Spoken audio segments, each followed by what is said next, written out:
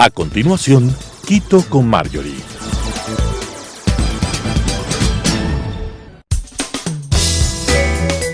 Clasificación A.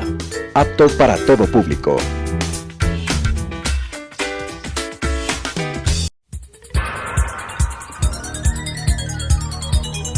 Las opiniones vertidas en este espacio por la producción y dirección del programa son de exclusiva responsabilidad de sus autores y de quienes intervienen en ellos.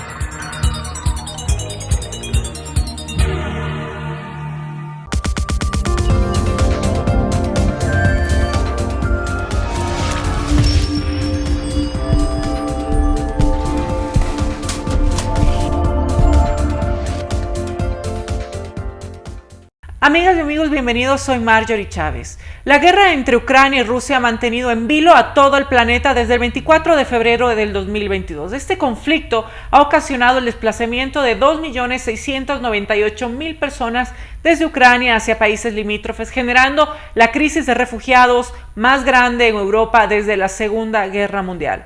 Pero esta conflagración no solo ha generado una grave crisis humanitaria. Sus efectos económicos han impactado la economía mundial y nuestro país no es la excepción. En un mundo globalizado e interdependiente, todos los países sienten los efectos de los acontecimientos que hoy suceden en cualquier lugar del mundo. Las crisis económicas del año 2001 y 2008 son un ejemplo de esto. Y para este año se prevé que el precio del petróleo y el gas natural alcancen techos históricos, lo que ha generado pues mucha preocupación en mercados internacionales debido a la importancia que tiene la energía para el funcionamiento de todos los sectores de la economía. El mercado de alimentos también ha mostrado signos de alarma debido a la importancia que tienen los países beligerantes en este conflicto dentro de la producción de trigo y maíz, que son componentes de varios alimentos destinados para el consumo animal. Sin duda, pues este tema es muy amplio y vamos a tratar de analizarlo a profundidad en nuestro programa, y para esto he invitado a la economista Daniela Delgado Galárraga. Daniela es docente de la Universidad de las Américas. Muchas gracias, Daniela, por acompañarnos. Hola, Marjorie, gracias a ti por invitarme a tu programa. Contenta de estar aquí hoy contigo. Gracias. Daniela, además pues de varia experiencia, es actualmente la directora del Observatorio de Energía y Minas de la Universidad de las Américas. Daniela, quiero empezar el programa hablando de un tema que pues va a influir la economía, nuestra economía seguramente en el resto del año, el precio del petróleo, que mucho se habla. De acuerdo con el Observatorio de Complejidad Económica del Instituto Tecnológico de Massachusetts, el principal producto de exportación ruso es este hidrocarburo, seguido del gas natural. Sus principales socios son la Unión Europea, China, Turquía, Estados Unidos. Y la guerra obliga a que la producción energética de un país beligerante se destine pues, a satisfacer las necesidades internas de los sectores y actores económicos y del Estado, y para movilizar y mantener a sus tropas en el campo de operaciones. ¿Crees que este cambio de prioridades en el destino de la producción energética rusa está afectando directamente al precio del petróleo? Así es, Marjorie, efectivamente esto está afectando directamente a que el precio del petróleo haya aumentado, pero no es la única causa, pues Estados Unidos ha impuesto una serie de sanciones al petróleo ruso, han prohibido su importación a ese país. Europa no se ha involucrado pues, por la dependencia energética que tiene, pero lo que sí ha hecho Europa es una restricción de maquinaria para la producción petrolera. No están exportando esa maquinaria hacia Rusia, y esto también pues al reducir la oferta hace que el precio de este bien se incremente. Otras causas que han hecho que la oferta de petróleo se haya reducido es que, por ejemplo, empresas como British Petroleum, Shell, ExxonMobil han anunciado también la salida del mercado ruso. Entonces, al contraerse la oferta, de petróleo, los precios inmediatamente suben. Entonces es multicausal lo que me has preguntado. De acuerdo, y como indiqué en la introducción, el precio del petróleo pues, puede llegar a techos históricos. Y el 14 de marzo del 2022, el barril Brent alcanzaba los $104,51, mientras que el WTI $100,94. Y en los últimos días, pues hemos visto también, hemos sido testigos de esta fluctuación en los precios mismos que dependen del avance de las negociaciones entre los gobiernos ruso y ucraniano. La pregunta es si le beneficia al Ecuador. ¿En qué medida realmente nos beneficia este incremento de precio del petróleo? Bueno, es un poco complejo de responderte esa pregunta porque si bien es cierto, por un lado, el ingreso adicional de dólares ayuda a sostener la dolarización y es una inyección de ingresos frescos, digamos, para la economía, también hay que recordar que tenemos contratos petroleros con preventas de petróleo, que todavía hay alguno vigente, me parece que hay un par de contratos que están todavía vigentes a la fecha, que determinan que el pago que se haga sea directamente en petróleo. Eso por un lado. Por otro lado, también hay que considerar que el presidente Lasso decidió congelar el precio de la gasolina extra y del diésel, siendo esto una forma de subsidio, digamos, porque el precio no está al precio internacional. Y eso determina que las arcas fiscales deberán tener dinero ahí para poder solventar este subsidio a estos dos bienes, ¿no es cierto?, la gasolina extra y el diésel. Y además el tema que va a perjudicar en términos de ingresos al país es que el precio de la energía también va a subir, de transporte. Sabemos que el mercado ecuatoriano se caracteriza por la especulación, ¿no es cierto? Y pues esto podrá ser pretexto para precisamente alzar los precios de los bienes que normalmente se consumen en el país. Los efectos de las sanciones económicas a Rusia también se han hecho sentir. Países occidentales desconectaron ya los principales bancos rusos del sistema de pago SWIFT, lo que impide pues, que las empresas rusas cobran sus exportaciones de gas, petróleo, temas mineros y trigo. Y a su vez también les impide pagar por las importaciones. Es decir, los principales bancos británicos, suizos, alemanes y estadounidenses tienen por hoy prohibido emitir préstamos al Estado ruso y a sus empresas, lo que ha devaluado el rublo en un 42% desde el inicio de la guerra.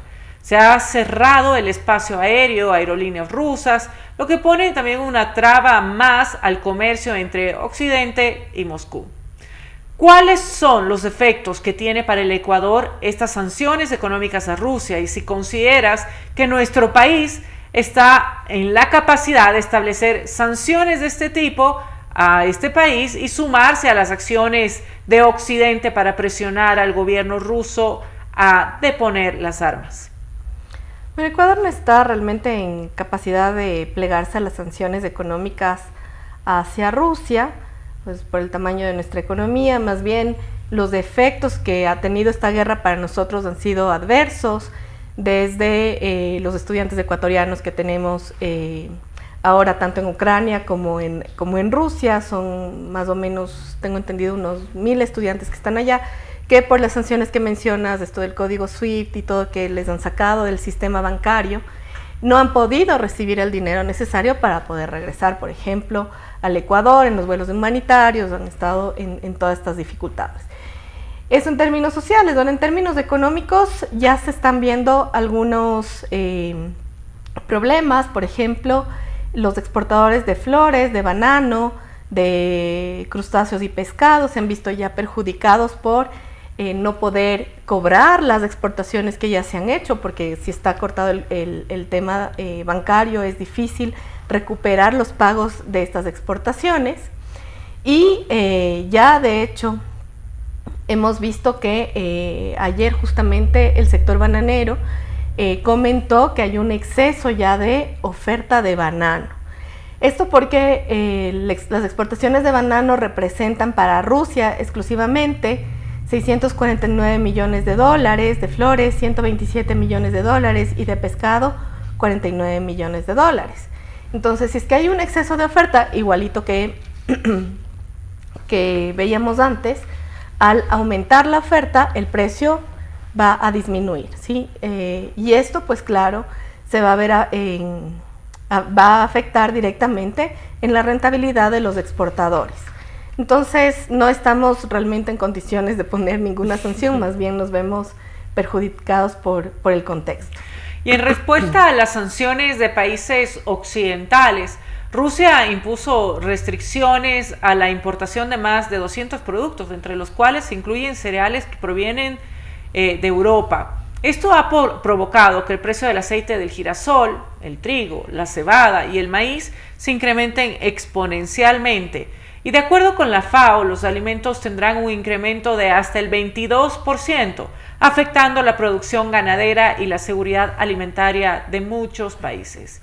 ¿Crees, Daniela, que este incremento afectará a nuestro país, tomando en cuenta que su producción agrícola, digamos, las condiciones de nuestra producción agrícola? Y quisiera también saber si esta variación en los precios internacionales de cereales va a significar o puede significar una oportunidad más bien para los productores ecuatorianos. Bueno, hay que partir de la idea de que Ecuador no produce trigo, ¿no? Todo el trigo que nosotros utilizamos para hacer harina es trigo importado. Y pues el problema es que efectivamente al no tener en el mercado todo el trigo que se necesita para consumir, ¿no es cierto?, internamente para producir harina, esto ha hecho que el precio de la harina, como tú bien lo has mencionado, suba. Y por lo tanto, al ser la harina un insumo fundamental para la producción del pan, ya los gremios de panaderos se han pronunciado al respecto, incluso sugiriendo duplicar el precio del pan popular, que ahora cuesta 12 centavos, y han pensado en que sea hasta 25 centavos del precio, dado el costo de la harina ahora. Entonces, son como $10 por quintal de harina que ha subido el precio actualmente. Son como $52 por quintal. Y claro, si el precio de los insumos aumenta, va a ser necesario aumentar también el precio del pan. Y esto efectivamente va a perjudicar el bolsillo de los consumidores, porque el pan aquí para nosotros es fundamental en el desayuno y en la tardecita, si no hay humitas. Tú me preguntabas si esto puede ser una oportunidad. Como ya mencioné, las humitas, así como el verde, por ejemplo, hubo un momento hace tal vez un año va a ser, que hubo ya una discusión sobre precisamente la regulación en el precio del pan. Y lo que sucede es que, bueno, por suerte nuestro país es muy rico en bienes agrícolas. Enseguida el debate se fue, ok, no hay pan, pues vamos al bolón de verde, ¿verdad? Entonces, al muchín de yuca, a las humitas. Entonces el problema es que nosotros como consumidores lo que vamos a hacer es buscar un bien sustituto. Entonces realmente no es una oportunidad tal cual para los productores o para los panaderos en este caso, ¿no es cierto? Porque a pesar de que suban el precio, lo que van a hacer las personas es buscar otro bien, por lo tanto van a dejar de vender. Entonces yo no veo esto realmente como una oportunidad, y si eventualmente se llegara, yo que sé, a producir aquí internamente el trigo, el precio más alto de la producción de cereales haría que los productores de cereales más bien quieran exportar. Entonces el mercado local de todas formas se vería perjudicado. En esa hipotética opción, ¿verdad? Claro. Bueno, y el modelo energético de Europa realmente también con todo este conflicto ha quedado en entredicho con la guerra, ¿verdad? La dependencia del gas y el petróleo ruso no solo ha generado la aplicación de sanciones económicas de manera selectiva, también ha puesto en evidencia la necesidad de diversificar tanto las fuentes de energía como los proveedores. El 2 de marzo se registró un precio de $200 por cada megavatio por hora en España, lo que ha obligado a este país a replantearse su soberanía energética incluso. ¿Consideras, Daniela, que la guerra es una oportunidad para acelerar esta transición a nuevas formas de energía que llevamos hablando tantos años de nuestro país? ¿Crees que es viable un cambio a otro tipo de fuentes de energía en los próximos 10 años? Sí, el cambio definitivamente es viable, ya existen otras formas de energía. El problema es que, aunque hagamos la transición a energía un poco más limpia, sea la energía eólica o hidráulica, ¿no es cierto?, no necesariamente vamos a tener que dejar de explotar petróleo, y eso es un tema importante que casi no se habla, porque hablamos de energía, pero el petróleo no solamente es un insumo para la producción energética, sino también para producir el plástico. Y sabemos que el plástico está en absolutamente todas partes, y todo lo que está a nuestro alrededor está hecho de plástico, por ejemplo. Entonces, dejar de producir petróleo es complicado, porque, como digo, es insumo también para otros bienes. Fundamental que si es que se llegara, digamos, a concretar incluso las mismas propuestas de Glasgow, en donde países como Costa Rica y Dinamarca ya dijeron que definitivamente van a tratar de dejar el petróleo en tierra, es importante mantener una política pública clara al respecto, si es que los países se van a sumar a estas propuestas, y sobre todo la necesidad de invertir en precisamente este tipo de energías, ver si es que el sector privado está dispuesto a invertir en hacer estudios, en hacer investigación en términos del funcionamiento de este tipo de energía. Y estos siguientes 10 años son determinantes precisamente por lo que comenté de Glasgow, el tratar de mantener los gases de efecto de invernadero al mínimo. Si es que realmente se logra cumplir con esos acuerdos, pues podrá suceder en términos de, como digo, emisiones, pero el petróleo no solamente sirve para la producción, digamos, de energía.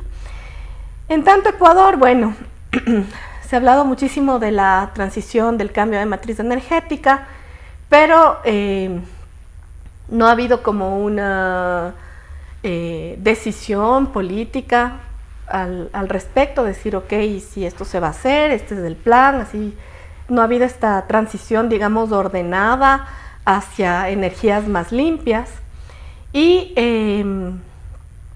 definitivamente eso es lo que hace falta, ¿no? Una política pública clara al respecto para lograr esta transición hacia ese cambio energético. Y hay que luego también mirar, porque en términos económicos nosotros vivimos del petróleo. Entonces, si ese cambio, que es importante, sí, como digo, no es el único, pero es muy importante, logra suceder a nivel de otros países, también habrá que ver el impacto que genera en nuestra economía, dado que somos un país petrolero. Y la reducción del consumo de hidrocarburos a nivel mundial también puede repercutir en las finanzas de nosotros como país. Es un escenario complejo, ¿verdad? Y otro de los efectos de esta guerra es el incremento del precio del oro y el níquel. En el caso del primero, en el caso del oro, cada onza alcanzó un valor superior a $2,000 y el níquel ha registrado un incremento de hasta el 60% solo en la semana anterior. Y en el caso también de este último, Rusia pues es su principal productor mundial. Y este metal es uno de los componentes más importantes de las baterías de autos eléctricos, lo que también encarecería el precio de los vehículos e eventualmente incentivaría el consumo pues, de vehículos que funcionan con motores a gasolina o diésel.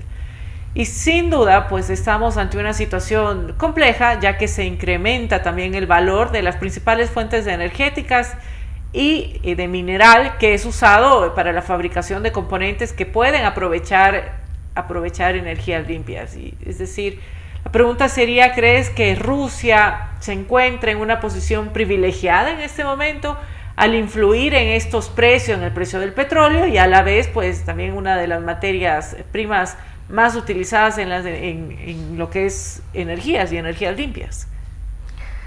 Bueno, creo que tu pregunta se enfoca en un debate un poco más geopolítico, que no es realmente mi área de especialidad, pero creo que esta dinámica de la economía, de la guerra, permite tener una idea importante sobre la incidencia que tiene el precio de el gas, el petróleo y el níquel en la economía, y definitivamente si Rusia logra controlar los precios de estos bienes, indiscutiblemente va a tener una ventaja. De hecho, por esa misma ventaja que Rusia tiene con respecto a el gas y el petróleo como fuentes de energía, de calor, sobre todo como vendedores, digamos, de estos insumos para Europa, a pesar de la guerra y a pesar de que ha estado sumándose a las sanciones de Estados Unidos y de otros países, no lo ha hecho tan abiertamente con respecto sobre todo a las importaciones de estos bienes, porque los necesitan. Entonces, claro que Rusia está en una ventaja con respecto a ellos. Y eso pues determina realmente que pueda beneficiarse con este incremento de los precios. ¿Y qué opina Daniela respecto a la política pública? Es decir, evidentemente pues no hemos estado preparados para esto, ¿no? Creo que el mundo ha demostrado pues que no estábamos preparados, pero en un país pequeño como el nuestro, bastante susceptible al entorno y con poco tiempo, digamos, de adaptación, ¿qué medidas se pueden tomar para, por ejemplo, tratar de mitigar pues todo lo que hemos conversado? Medidas para mitigar. Bueno, nuestra economía realmente no es tan grande en términos de lo que podemos nosotros influir en lo que Rusia pueda o no hacer. Por eso te decía que como sanciones nosotros no podemos realmente hacer ninguna. Pero sí es importante que el gobierno tome acciones pronto con respecto a los sectores que están siendo afectados directamente, como los exportadores de banano que mencionaba, de flores, y de crustáceos también, porque definitivamente es una producción que se va a quedar ahí, los precios van a bajar y es necesario que el gobierno de alguna forma intervenga para que los exportadores no se vean afectados o su afectación sea mínima, porque afectados ya están, como decía, no pueden cobrar, etcétera. Entonces yo creo que tanto como política pública no, porque no es una afectación a gran escala. Bueno, Cancillería también ya ha hecho algunas acciones con respecto a los estudiantes, pero pienso yo que sí es importante, dado que es un contexto de crisis, pues apoyar al sector exportador que se ha visto afectado ahora. Y también a la producción local, es decir, por ejemplo, estamos hablando de que los panaderos tendrán que cambiar su actividad si es que pues, no se logra subir el precio. Y todo esto pues necesita apoyo, necesita tiempo y de alguna manera pues no lo vemos.